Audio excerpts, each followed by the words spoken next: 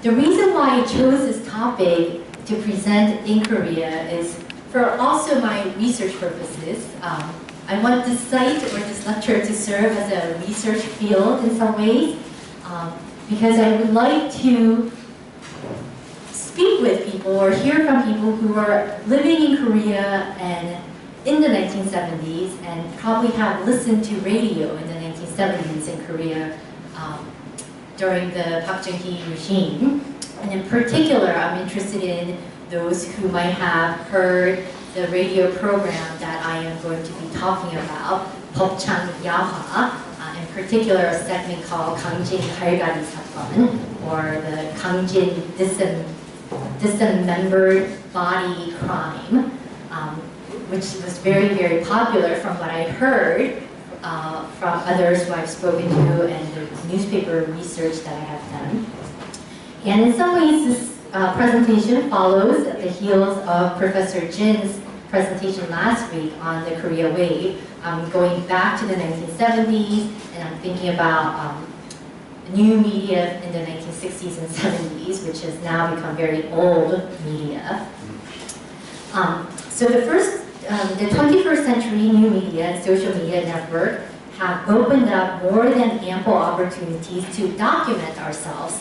The documentary impulse present in today's world through the proliferation of selfies, blogs, Instagrams, Facebook, etc. on the one hand, and the prevalence of historical novels, movies, and television dramas on the other appears to mark an important moment that is begging us to re-examine our past, all the while beseeching us to bear witness to our contemporary politics and society. What is driving this desire to document in South Korea? Additionally, how is a documentary genre or mode working to report, comment, and share this historical moment? The ease with which to record our everyday lives and to share with others has certainly contributed to the proliferation of various modes of documentaries. Undoubtedly, today's mobile and digital technologies play a crucial role in facilitating this process. Yet, perhaps one of the most important driving forces behind the documentary impulse in South Korea may be the election of Park Chung Hee, a daughter of former President Park Chung Hee. It may be no surprise then that the political ascendancy of Park Chung Hee has barely forced the country to harken back to the nearly 2 decades of Park Chung Hee's dictatorial rule to re-examine not only the legacy of this regime, but also the culture of the 1960s and 1970s, which emerged out of rapid industrialization, economic growth, political oppression and censorship, international Cold War politics, and the rise of post-war nationalism. If the internet has become the new media of the early 21st century in redefining mass culture, and the medium through which new narrative forms can emerge, then the radio played the same or similar role in the 1960s and 70s. And I would like to introduce Ch'oe Inhun's linked novel, The Voice of the Governor General, or in Korean, 총독의 소리. The author intentionally connects Park Chung Hee's nationalism and repressive policies to the Japanese colonial period through evoking the form of a radio broadcast. Written in the form of a radio transcript, which strongly harkens back to Emperor Hirohito's infamous radio announcement that marked Japan's unconditional surrender and post-colonial Korea as not having really overcome the colonial, but one that perpetuates the imperialist policies of the past.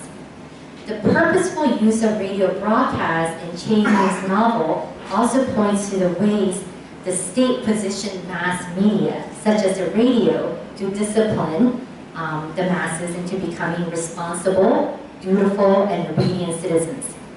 By turning it around, however, in which Ch'oe Inhun usurps the voice of the Governor General, who distorts the truth of the Korean history through the fictive radio broadcast, the author assists the readers or listeners to critique the technology and the mechanism through which the state disseminates information and conditions thought. As other scholars of Ch'oe Inhun already pointed out, two of the most noticeable forms that Ch'oe Inhun uses in his fiction is his deployment of radio broadcasting, or 방송의 소리, and his parody novels, which rewrites historical tales or novels, and this is done in order to blur or play with fiction and nonfiction. So locating inspiration from Ch'oe Inhun's documentary impulse, I would like to also explore the interesting documentary term that takes place in the 1970s in radio programming, especially in radio dramas or radio theater. In parallel with his rewriting and or recycling of historical novels, historical dramas such as Park Chung Hee's A Day in the Life of Kubo or Kim Man-jung's Nine Tao Dreams, historical dramas begin to dominate Korean radio programming. And I think I see this in the contemporary moment as well. The prevalence of historical dramas, television dramas, and of course movies that are being screened. In addition to dramas based on real-life stories, there is a turn back in time to retranslating and rewriting classical tales and biographies for broadcasting. So I would like to ask, what is this impulse for turning back in time, and what kind of effect does it produce, especially in literature? How is literature, both elite and mass media literary works, continuing to produce a space for the critique of the state-produced truth, capital truth? Through analysis, radio programming, and radio literature, I hope to show that even in the midst of the state's propaganda and censorship, the documentary term plays with creating alternative truth with a small t. So what is documentary and documentary radio? Scholars in the field of documentary film, photography,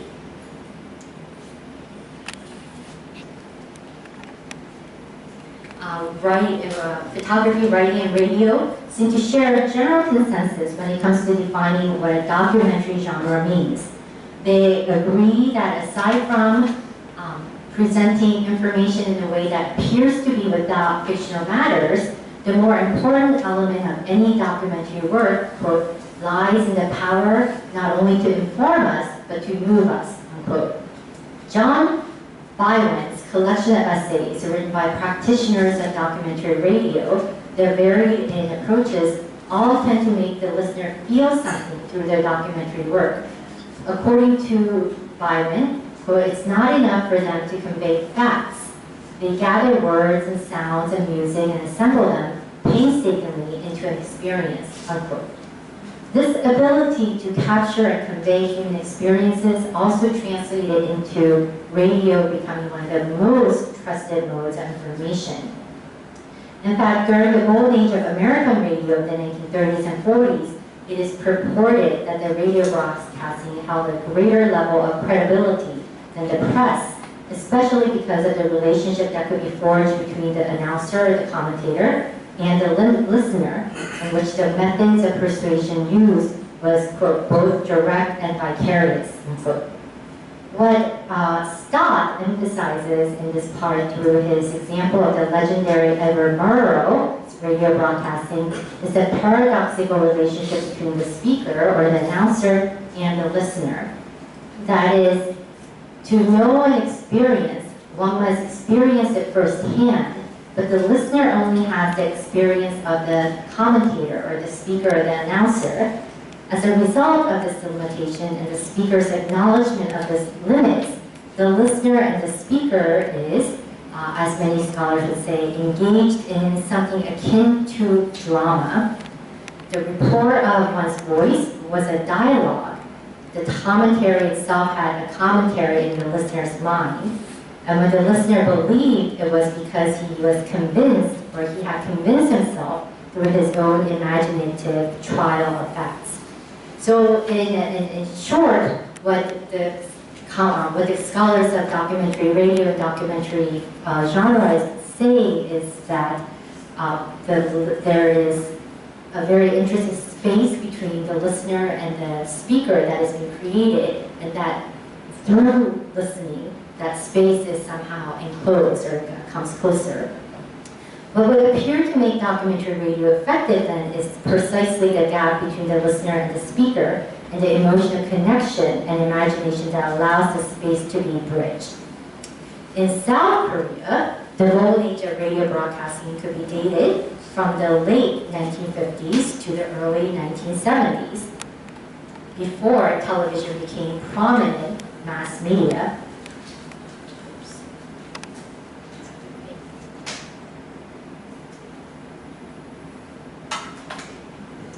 Although radio was available and had become an important part of Korea's mediascape starting in the 1930s, colonial Korea, and Michael Robinson has written quite a bit about the radio of colonial Korea.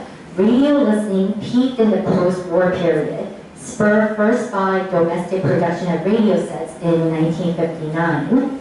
And this is it's a picture of an image of the first radio set, Gold Star or Kumsang, that was produced in 1959. Media historians in Korea also point to Park Chung Hee's May 16, 1961 coup d'etat as an important juncture in the rise of radio culture in South Korea. They cite the way the Third Republic recognized new media, especially the radio, as an important public relations tool in promoting modernization, and thus actively endorsed the wide dissemination of radio sets, such as the one shown here. In addition, more regional stations and new private broadcasting companies were founded to reach listeners in the rural areas, allowing stations to diversify and expand the number of radio programs. According to a 1962 survey,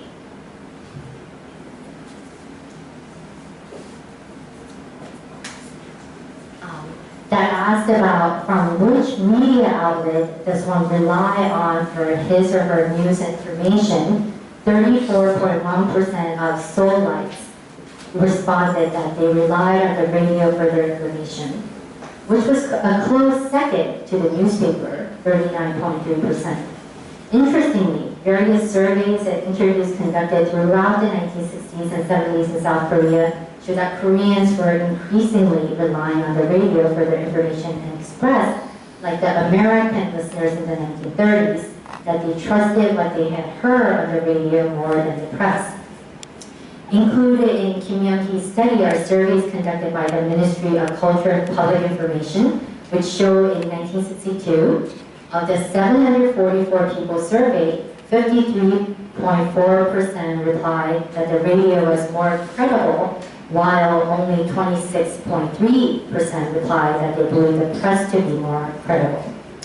In 1963, in a similar survey, 49.6% of the 1,142 people surveyed replied that the radio was more credible, opposed to only 23% who replied that they found the press more credible. So by the early 1970s, more than half of the South Korean population listened to the radio for one reason or another. The radio and radio listening, similar to Benedict Anderson's claim regarding the press and nationalism, formed an imagined community wherein which members could share not only pertinent information, but more importantly, they forged common shared emotional experiences. Although the radio became an important source of information for Koreans in the 1960s and 70s, it was also a vital source of entertainment. In general, radio programs of major broadcasting stations such as KBS, CBS 기독교 방송, 중앙방송, MBC, DBS, RSB, Radio Seoul included news, music, radio, dramas, weather, culture, education, sports, commentaries, etc. All things that you would expect radio programs to, radio stations to have. All of which could be further subdivided into more specific programs. For example, radio dramas, which were highly popular amongst listeners, could be divided into serialized dramas or one-act plays, and even further into various genres such as melodramas, family dramas, and documentary dramas. And this is probably all very familiar to us now as TV watchers. Although music, either Korean or Western, usually took up the largest airtime within the radio entertainment category, radio dramas from the early years of the golden age was where one would find the most loyal listeners who would tune in regularly.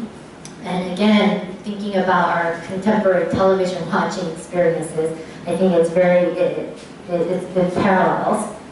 These radio dramas very often created stories either reflecting real life experiences or stories that were out of the ordinary, which in either case enable listeners to forge a connection with the announcer or the characters. As it is the case with contemporary serialized television dramas that Professor Jin talked about, and that now there's a huge fan base, radio dramas also became an intense site of competition among broadcasting companies who tried to vie for listeners and advertisers. In fact, only a fine line existed between what listeners consider information and entertainment, since programs that were classified as entertainment by and large also contained and dealt with new information and human dramas which were based on real-life events, both current and past, which all aim to provide some insight into the world and the historical moment people lived in. Furthermore, many narrative-driven entertainment programs, in particular dramas, which are usually considered fiction, were far from being empty of fact, but were precisely the site of documentation of everyday life and commemoration of historical events. Hence, what I mean by the documentary impulse or documentary turn in South Korean radio culture of the 1960s and 70s includes the burgeoning number of fictional radio dramas that dramatize the everyday, creating a documentary effect in the 1960s, as well as those dramas which attended to narrating real-life stories and historical events in a dramatized form in the 1970s. And for the purpose of this presentation, I will focus on the 1970s. So I'm sure many of you already know the historical, political, social context of the 1970s, but just to briefly outline it, as numerous cultural critics have already successfully demonstrated, popular or mass culture is neither void of reality nor politics, and thus the relationship between pleasure or entertainment and politics need to be delineated with care to avoid the degradation of mass culture or to romanticize mass culture as an iconic site of resistance or outside the mainstream. That is, we can take pleasure in mass culture, such as radio dramas, but still be able to politicize the invasive content, state business collusion, and distorted ideologies so that popular culture does not merely become a form of manipulation or populist self-expression. The radio, to be sure, was used as an instrument of the state in South Korea, and especially during the height of Park Chung Hee's Yushin regime. And it is precisely around this time that radio programming also undergoes a major shift toward the documentary. Although the declaration of the October 1972 Yushin Constitution, confirmed by the November 1972 referendum number 21, marks a critical turn point in radio programming and all other media for that matter, the decade preceding the Fourth Republic cannot be ignored, that is the 1960s. As for radio dramas or theater, the 1960s has been characterized as a decade of home dramas, which were differentiated from the 1950s melodramas. If melodramas were to create experiences of a beautiful romantic world, then the home dramas were considered to be a genre that depicted a healthy reality of the world. Centering on the family, these radio dramas feature various conflicts and relationship problems that arose within a family and then usually concluded with a happy ending to ultimately show the restoration of the family, or 가족 회복. In the process of bringing the stories to a healthy and happy ending, these radio home dramas tended to situate the story in the everyday life, and by depicting conflicts as problems stemming from various rapid changes taking place in the society. The conflict between tradition and modernity, for instance, was often at the center of the home drama's plot. It is obvious that the radio home dramas were, even though I'm not going to be mentioning names of some of the dramas and giving you descriptions of these dramas, it is obvious and apparent that radio home dramas were laden with ideological formulations of what was supposed to be healthy family, by extension, a healthy nation. In essence, I see the 1960s radio dramas as the beginning phase in the documentary term, for these dramas served to document the quotidian as well as to use the everyday life as a way to motivate and shape the society in a certain direction. The heyday of the 1960s radio drama gave way to the second phase of the documentary term, when documentary dramas and historical dramas dominated the airwaves in the aftermath of the Declaration of the Haitian Constitution. There seems to be several reasons for this. According to Ch'oe Inhun, a media critic and scholar located here in Seoul, the increase in television sets and TV broadcasting, which started in the late 1960s, but certainly by the early 1970s, diverted audience from radio listening. And I'm not sure if that's your own experience, whether you shifted from radio listening to television watching in the 70s. Under this kind of circumstance, radio entertainment began to experience a crisis of sort, since television with its new visual representations of reality rapidly increased its appeal to the viewers. Furthermore, a growing number of people found enjoyment in watching their entertainment on the small screen in the convenience of one's home. In particular, radio drama listeners began migrating to watch television dramas. Thus, the vacating in radio listening impacted the radio broadcasting companies in various ways. For many radio broadcasting companies, radio dramas drew in not only listeners, but also advertisers, through which they were able to sustain high production costs of dramas. After all, producing a serialized drama required the company to pay the writer or writers, director, and at times multiple voice actors who were becoming celebrities on their own right. The popularity of television dramas therefore forced radio producers to seek alternative scheduling and programs that could motivate listeners to stay in tune. One way the companies attempted to remedy this dilemma was through new programming. Reading the titles of radio programs published in the newspapers indicated an increase in the number of docudramas and historical dramas, or teha drama, supplanting the home dramas that had become highly popular in the 1960s. The entrance of television undoubtedly posed a stiff competition for radio broadcasting, but another reason for the documentary impulse in radio programming of the 1970s can be attributed to Park's Yushin Constitution and the government's harsh regulation of the content of programming. These regulations range from the minutiae to the outright censorship and suppression of freedom of speech and press.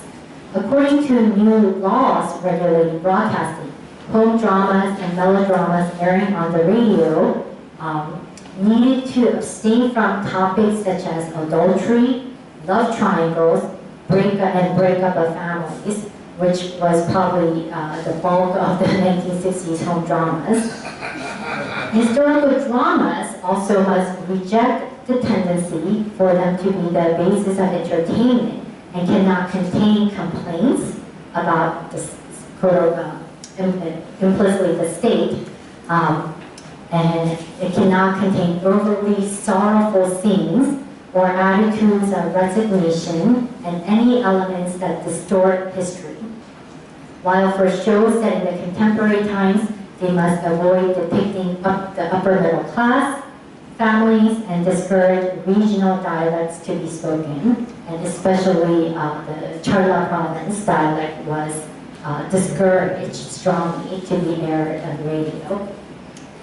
Park's undemocratic political moves to indefinitely prolong his presidency and to carry out his authoritarian revitalization goals required not only pliant subjects, but also reorganization of information distribution and reinvention of media content. especially popular mass culture, that obviously had the greatest potential for the farthest reach of the population. What makes Park's Yushin Constitution troublesome to many is its ability to wheel changes and amend the existing law according to Park's ambitions. The Park regime could recognize early on that they needed to, quote, take concrete measures to control the direction of mass media and popular culture, unquote, because it was through these modes that people's ideas and emotions could find a wide outlet. For this very important reason, only a few months after the promulgation of the Yushin Constitution in 1973, the broadcasting law underwent radical revision, and the previously organized Korean Broadcasting Company, Hankook Bansong Kongsa, was placed directly under the jurisdiction of the Minister of Culture and Communication, which was essentially governed by the all-encompassing National Council for Unification, or Ch'oe Inhun.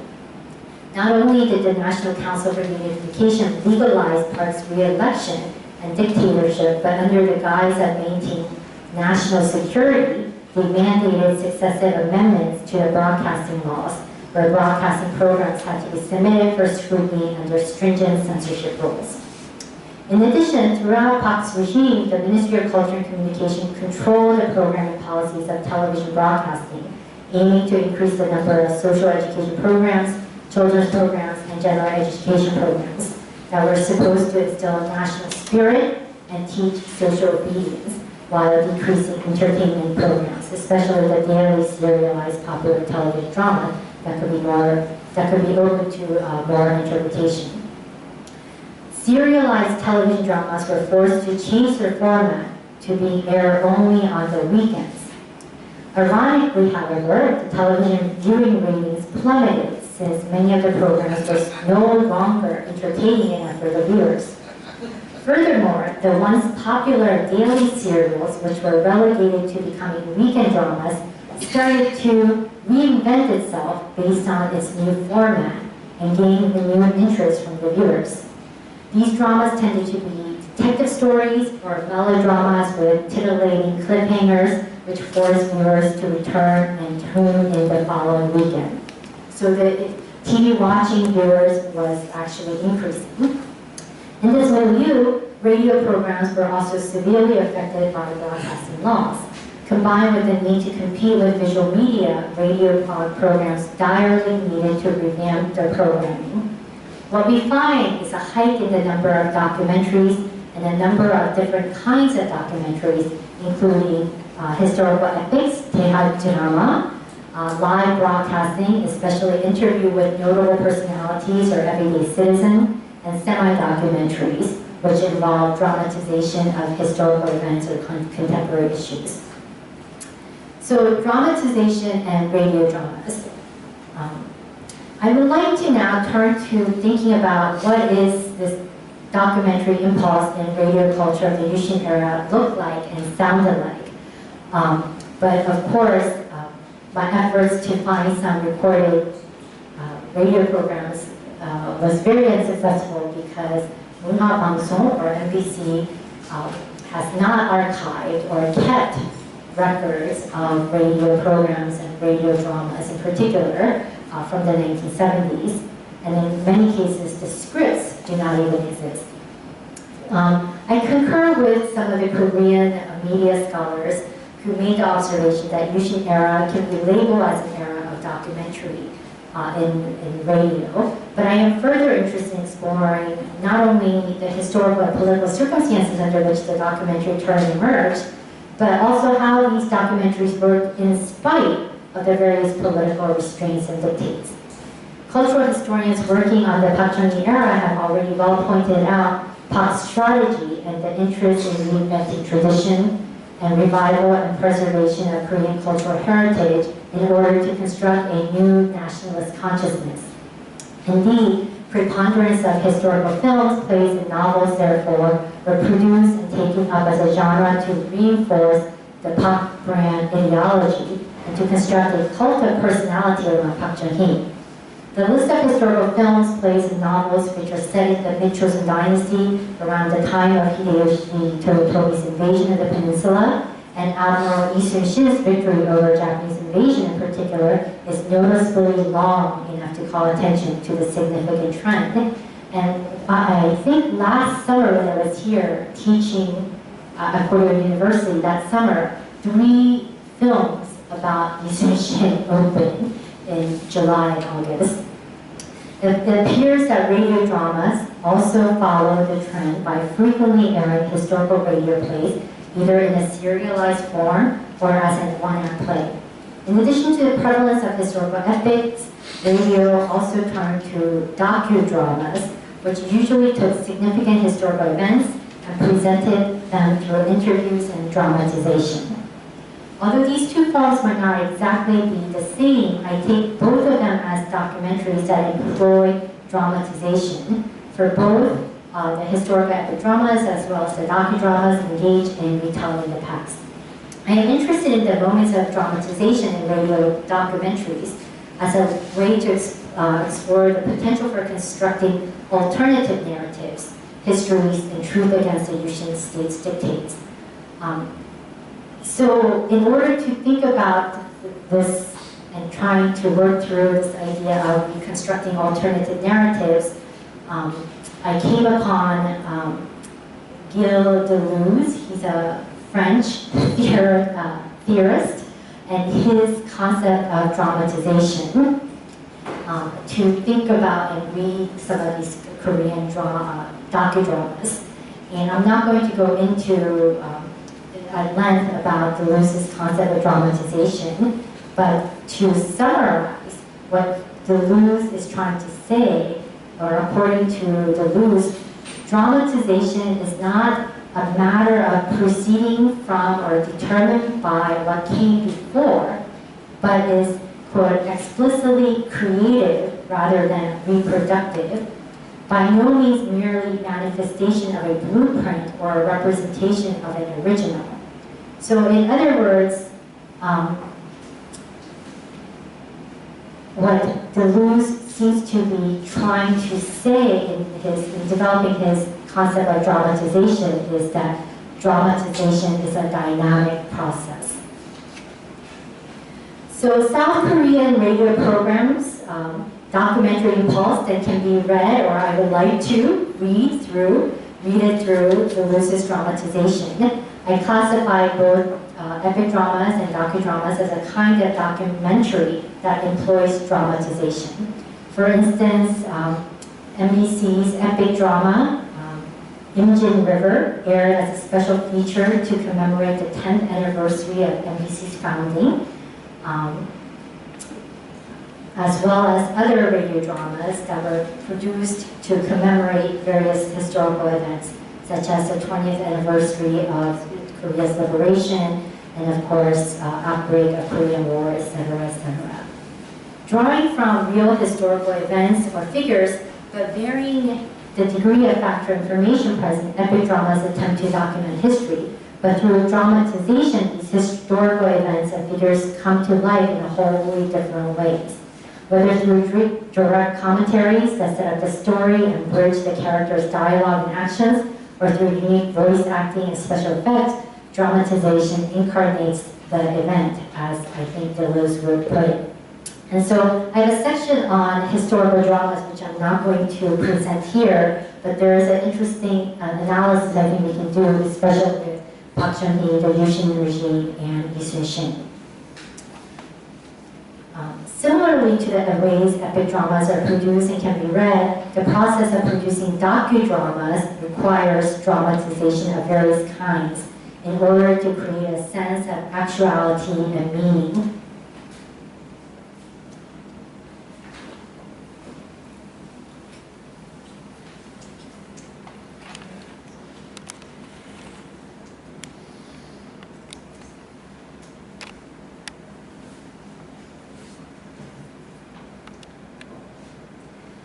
So in this next part, I will discuss one of the most popular radio dramas of the Yushin era, MBC's Park Chung Hee. Has anyone heard of this radio program in the 1970s. This radio docudrama can figure as an exemplary work that generously inserted dramatization, as well as an example of a radio program that simultaneously turned to the law as its subject. Park Chung Hee is doubly provocative in that it not only attempts to reenact history, but it also endeavors to stand in for or bring about law and order in a society that had essentially become too law-bound or too lawless, meaning that law has become arbitrary at best. The long-running daily docudrama Park Chung Hee began airing on 1st of January 1974, and it ended with its last episode on August 4th, 1980. Each episode was about 20 minutes long and aired in the late evening, sometime between 9 and 10:40 p.m. Its popularity prompted it to be edited and published as a novel in 20 volumes, which still exists and which I am working with. While there are certainly longer-running radio dramas and even longer-running television dramas, Park Chung Hee was one of the most highly listener radio programs in the 1970s, which aired at a time when radio, not having become old media to the new media television, had to compete with television dramas. What seemed to have made this program so popular is the fact that the writer Ch'oe Inhun and his collaborators took up noteworthy, sensational, real-life incidences and investigated them, and then retold them in a just as sensationalized docudrama form.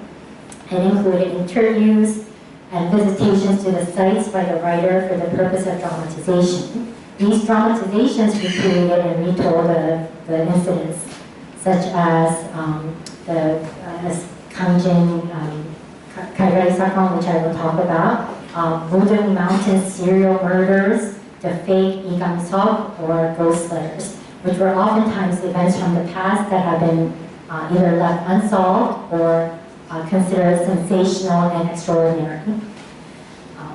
Just by the titles, you can realize how sensationalized they were. Each of these segments would last for about 2 months, after which a new case would be taken up.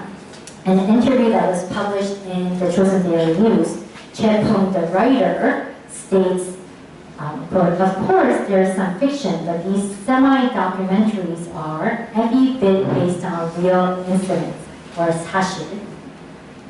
Furthermore, according to Ch'oe, he and his staff have accumulated reams and reams of paper researching and documenting the events for the program, as well as traveling to all corners of the country to locate people and to record the interviews and to see the sites. So the work, such as research, documenting, and interviews that are involved are part of the creating process of the docudrama, and it's supposed to lend weight to the realness or sashir qualities of these dramas and the search for truth. The purpose of the program, however, is not to solve the cases and offer a new conclusion, but to present the multi-layered perspectives within the case so as to be able to determine between right and wrong pertaining to the crime. What distinguishes this kind of docudrama from news or report is that the narrative is rather elaborate and the situation and the characters are vividly recreated so that as the listeners tune in throughout the 2-month-long episodes, they begin to understand and even empathize with the characters and even the criminals. And so this is an image of that was taken from a newspaper, which showed that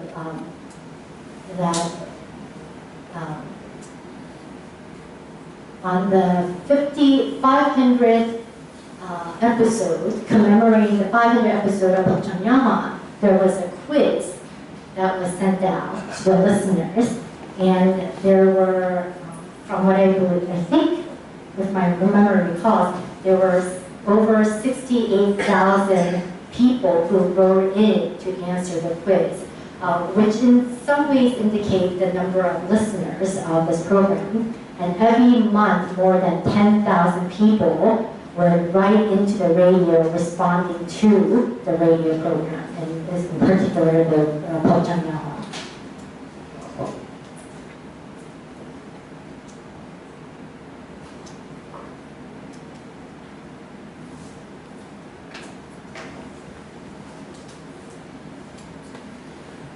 Park Chung Hee first segment, 강진 갈갈이 사건, or the dismembered body part incident at Gangjin, as I have translated, has probably received the most attention and has remained the most fixed in public memory, not only because of the newness and popularity of the program, but also because of the gruesome, shocking nature of the story that unfolded.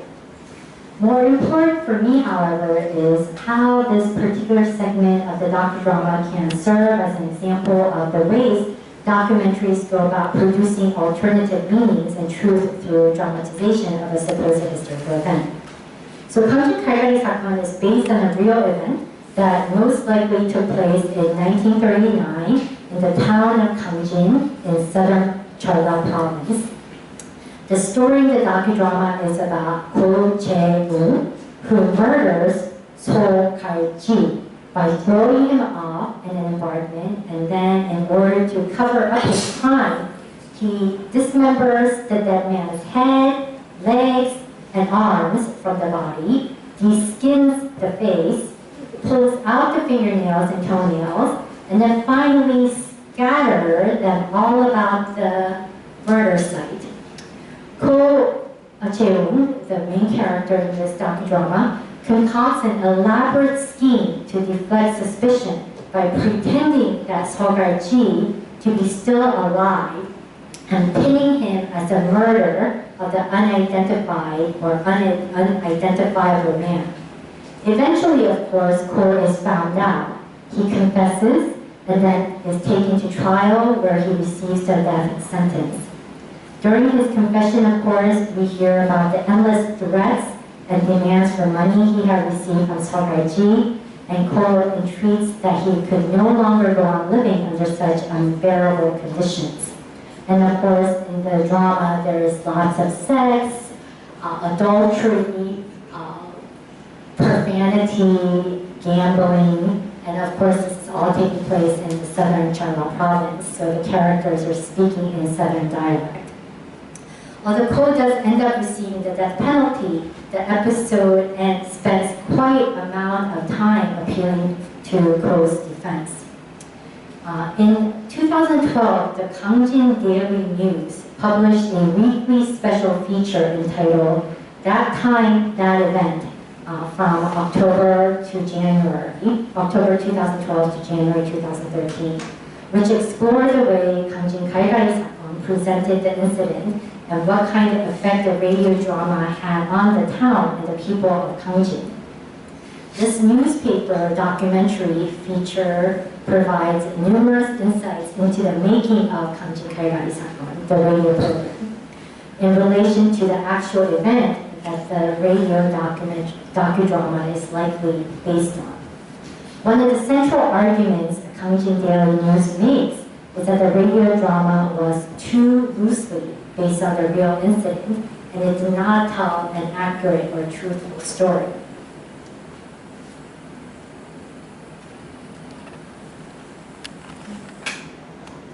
First and foremost, the reporter or the writer, Judy Chun, surmises that the radio drama is based on a short article published on May 23, 1940, that reported on an incident that had likely happened on October 30th, 1939 in Gangjin.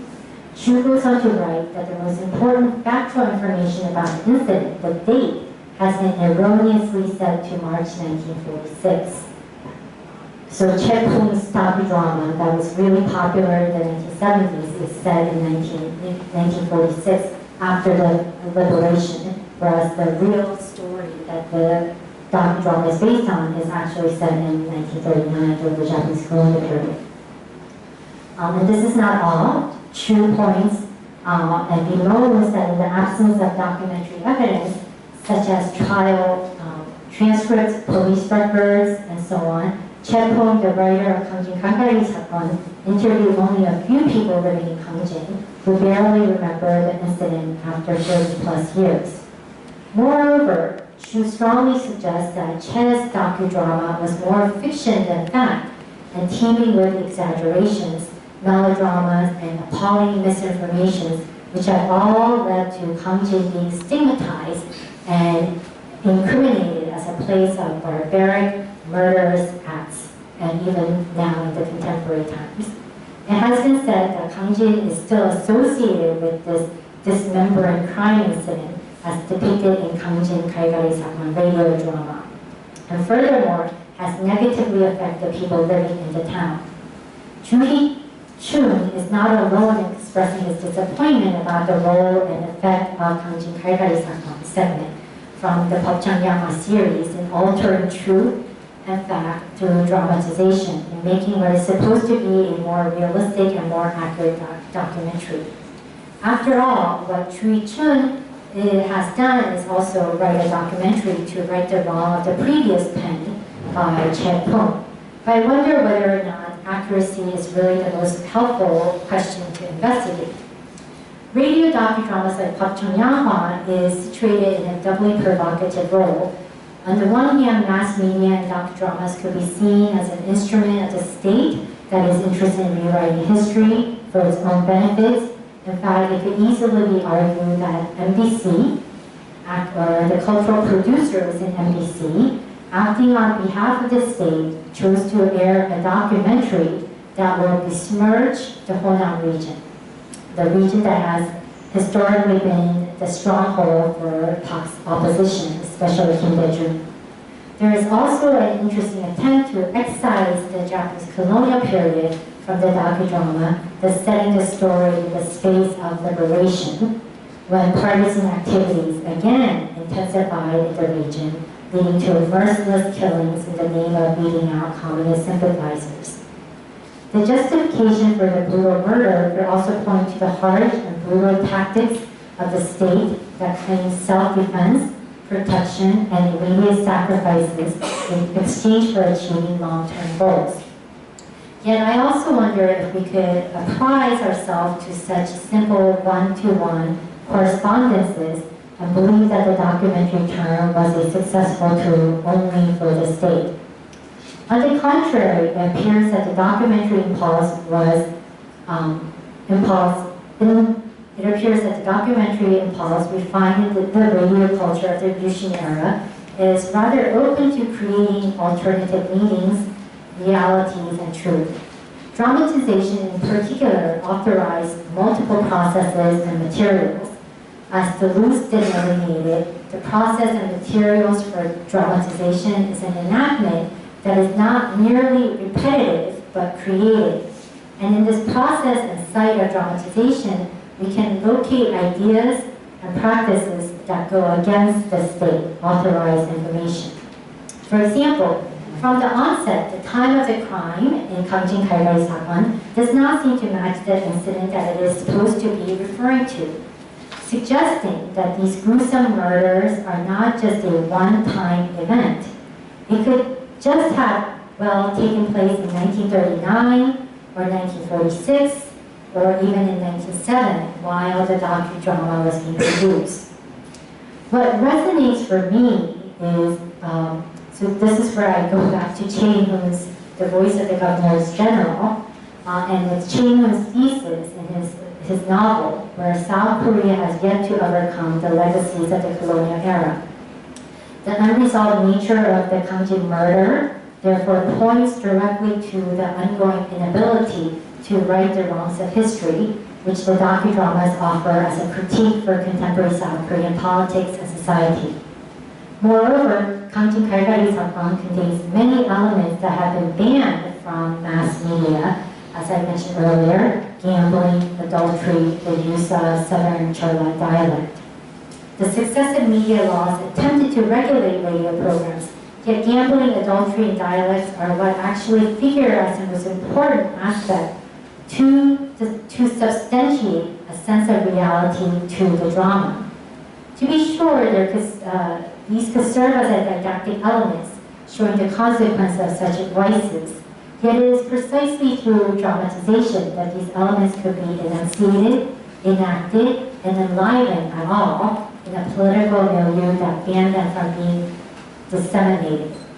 Thus, the site of dramatization, while applying fiction, also sets up a sense of reality that is not at all reproduction of the original.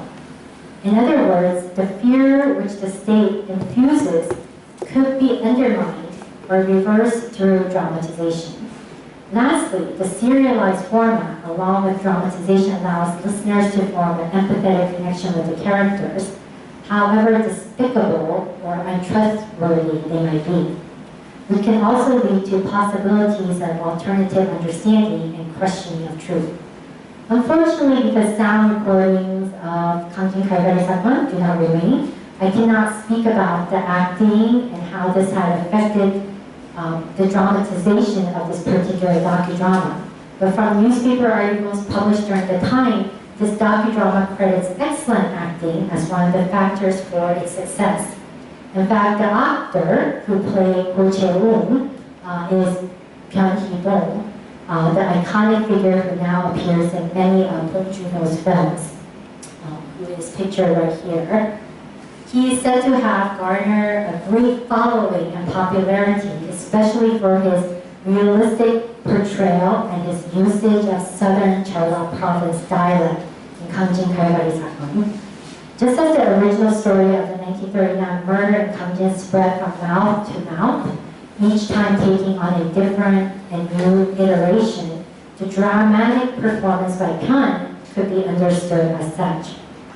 So in conclusion, mass media and radio culture occupied an important and large space in the making of the 1970s culture under Yushin regime.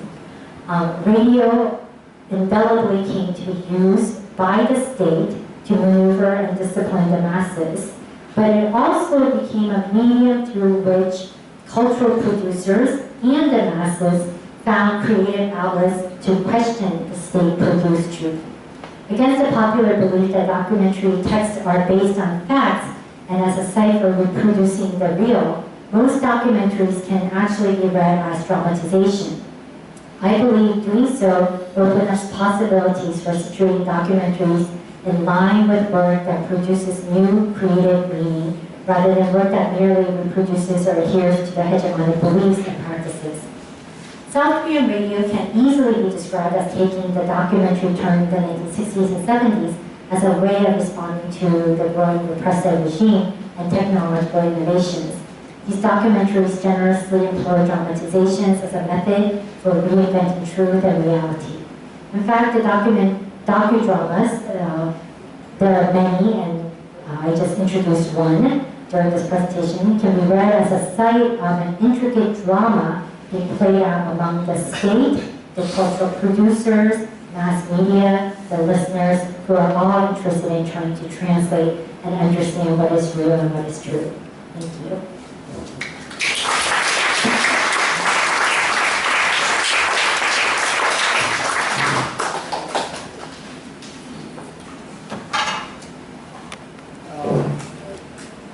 Professor Chair Kim can entertain few questions from the floor.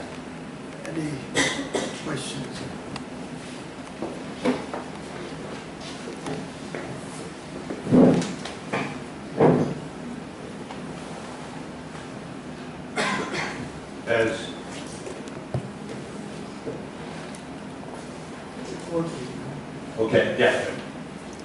As you probably know, in the United States, we had our own counterculture in the late 1960s and early 1970s, and there, one of the big media for carrying the subversive messages was the music, especially on alternative FM radio. Did music play that kind of role in Korea?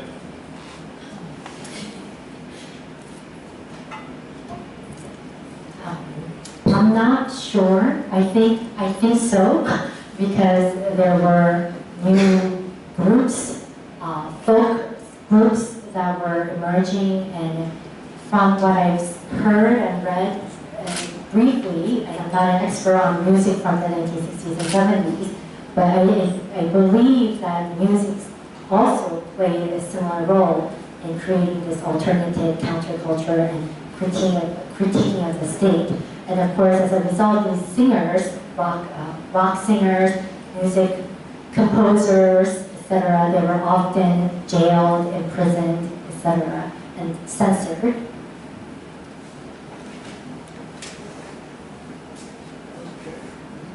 There's another one back there. Mr. Johnson. Oh, okay. She's hiding over in the corner.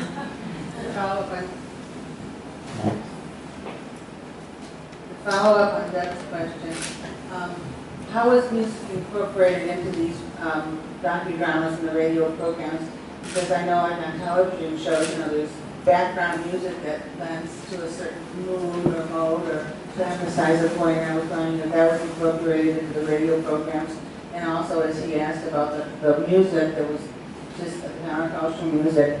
Was any of that introduced as like somehow a group was introduced or an orchestra was playing a piece that might have had some effect on the mood set in the documentaries?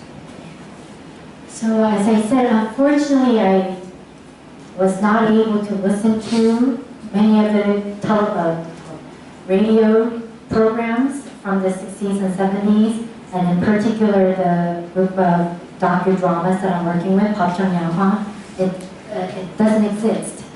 In fact, the original script doesn't exist. The only thing that has remained is this novelized form of the Park Chung Hee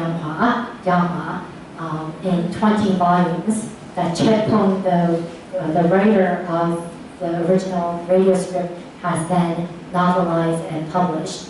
And that came 10 years after the original radio drama, so it was published in 1983. And in the novelized version, of course, there are no indications to show that insert music here. And that's something that is missing, and unfortunately I cannot speak to that. But I am certain that having read the series of radio dramas that were penned by radio theorists or cultural theorists, Korean cultural theorists from the 1930s, when radio first came to be a very important mass media, to the 1970s, music played an essential role in creating mood and emotion and empathy. So I'm certain that it was also part of these docudramas as well. I just don't know where it happened and what kind of music was being inserted. But we might try to guess, right? Was it, could it have been pansori? I don't know. Or could it have been Western orchestral music? I'm not sure. Or even arirang inserted in there or not. I'm not certain.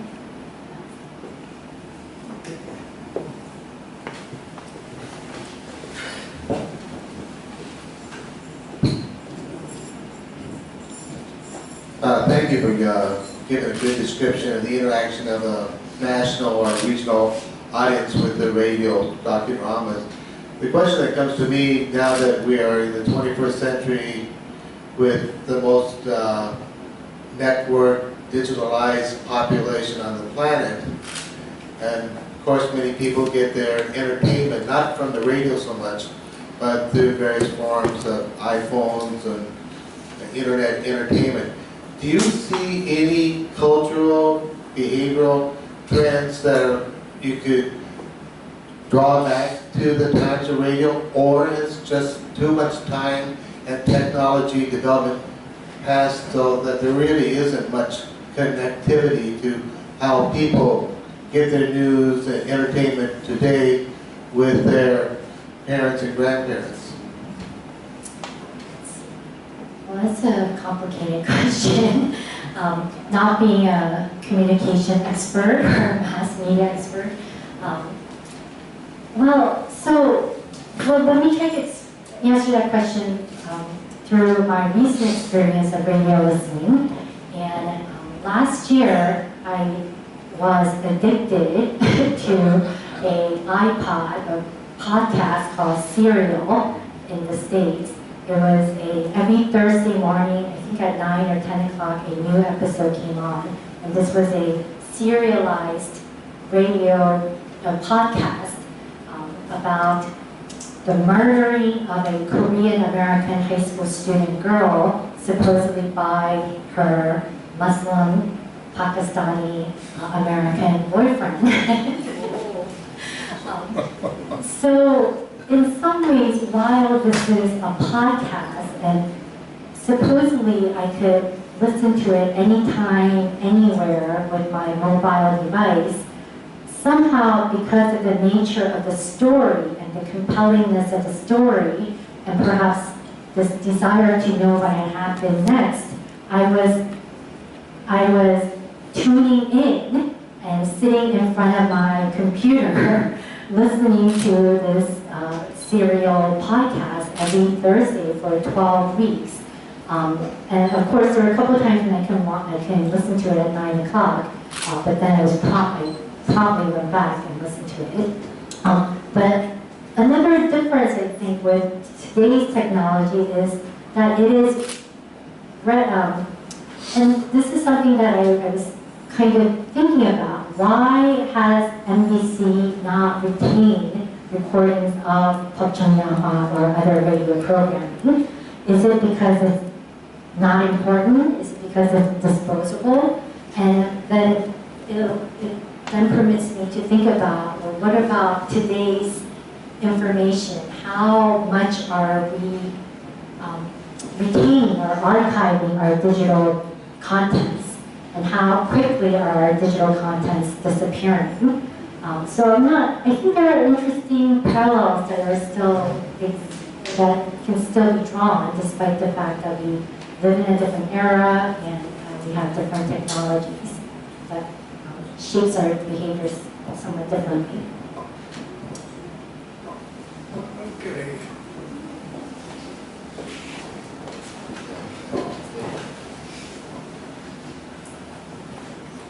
I'm sure, first of all, that if there are any Doctor Who fans in the room, they probably can appreciate what it means that all of these documentaries have been lost.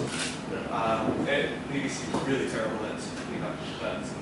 What I was really wondering about, and I feel like this must be information that would still be known, is like how these programs were put together. Like if there were no scripts, was it a little bit more improvised maybe? Like were they just told, like this happens now, so just go with it, like, oh, right, you're going to be dismembering this guy in the scene or something like that, and talking about it.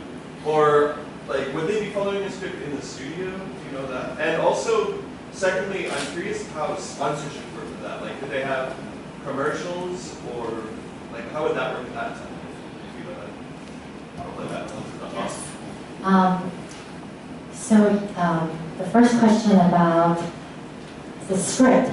There was a script that was written by Ch'oe and it was, so based on my research on the radio dramas, and in particular this Park Chung Hee, there are scripts, but again, it was destroyed, or it was not archived, or it was not kept. To what extent did the actors follow the script? I'm not sure, but I think from newspaper accounts of the acting that was is lauded as good acting, the voice acting on the part of Peggy Bone. I'm sure that he, as a voice actor, was engaged in a creative process that would allow him to connect with the listeners to an extent that he became a huge celebrity in the radio scene. And the second question about, can you repeat that again? Sponsorship, right, commercials. And I think I mentioned this briefly. Radio, especially radio dramas, depended on advertisers, so commercials, that they had to get commercial sponsorship in order to produce these radio dramas. And they were becoming more and more expensive and costly as they started to get longer, as they had to pay celebrity voice actors. And in the case of Park Chung Hee, Ch'oe Inhun, as I said earlier, he stated that he did extensive research that took him to different places.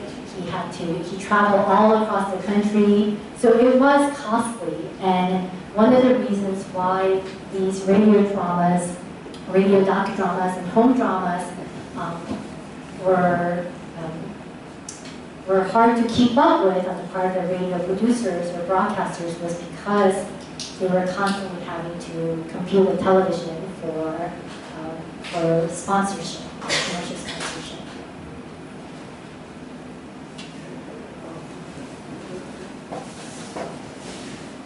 Thank you. I have a brief question.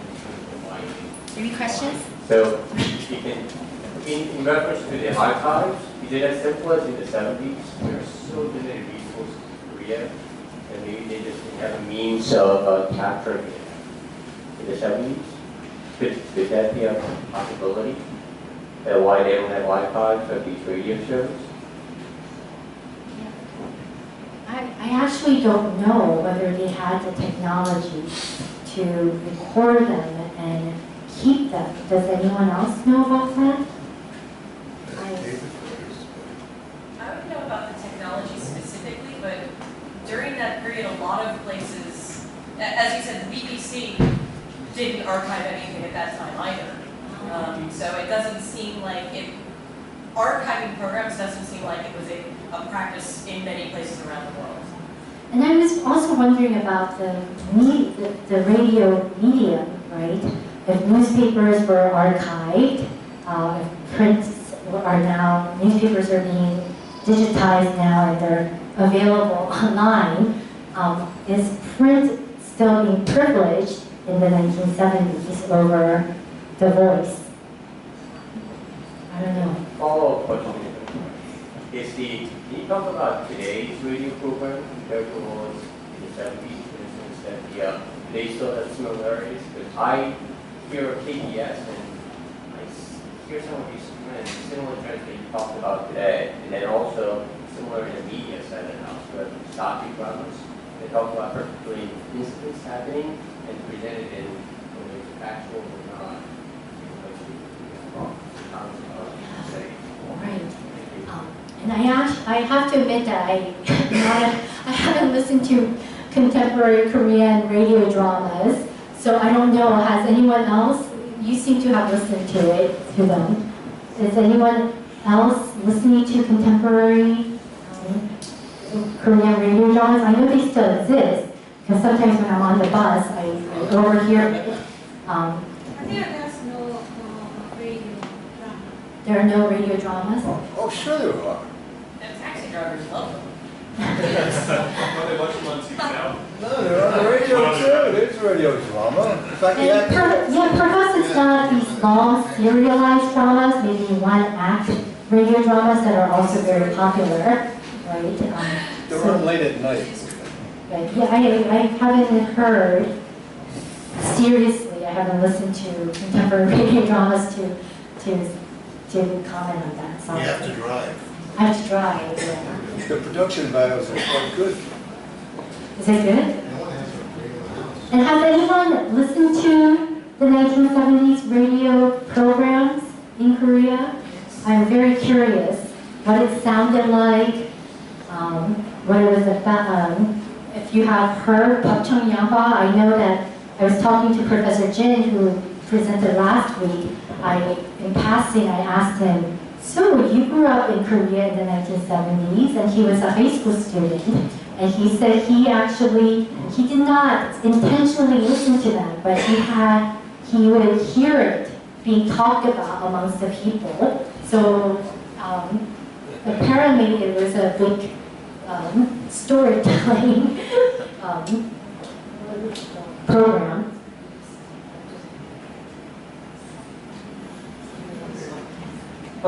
Sorry, beat a bit of a dead horse here, but going back to the Doctor Who BBC comparison, as you might be aware, recently DVDs of the full series came on the market based on tapes from syndication found in Africa a couple of years ago. However, in the previous 2 decades, there had been a concerted effort by the BBC, well, obviously the DVDs are making a lot of money for them, to find home recordings of Doctor Who. Now this goes all the way back to the 50s, so I assume the technology existed. Has there been such a call to arms to fans of Park Chung Hee here in Korea? I think it's a great idea. I'm sure there are some fans who might have had a portable tape recorder or some device that might have recorded Park Chung Hee or other, especially music programs, right? But maybe I should do a call, what is it, call out? Call to arms. Call to arms. Hearing, please respond. Anyone who has heard Park Chung Hee. Thank you. Thank you very much. If you think Doctor Who is hard to find, try Hitchhiker's Guide to the Galaxy, which was radio, not television, and notoriously full of ad-libs. But this goes back to a question I asked last week, and I think it's still relevant. Some of the cultural effect is not the content, but the medium itself.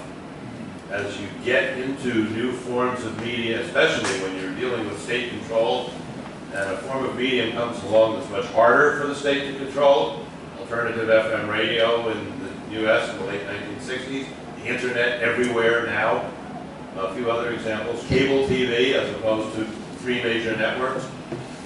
Everything changes. McLuhan didn't live long enough to find out how writing was. The presence of the medium has a bigger effect on society than the content. That's what the medium is, the message meant. Do you see that too in your studies of what happened in Korea? It's a great question and a complicated one.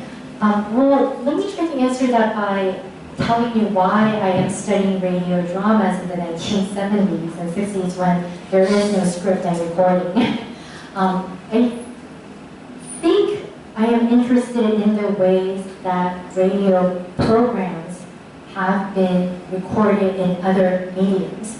So such as Park Chung Hee that has been recorded and rewritten in a literary form as a novel. So for me, I think this idea that media can exist in this intermedia form is what interests me in studying this non-existent recording radio drama. And also looking at, I think I showed you an image of the drawings that are also contained in the novelized form of Park Chung Hee. So here in the novelized form, we have the coming together of the visual together with the written, and it's supposed to was supposed to have been an orally enunciated, articulated form. So what is happening with the orality, the written, and the visual, all in this one production of Park Chung Hee is something that is intriguing me. I'm sure that didn't really answer your question, but that's why I'm interested in it.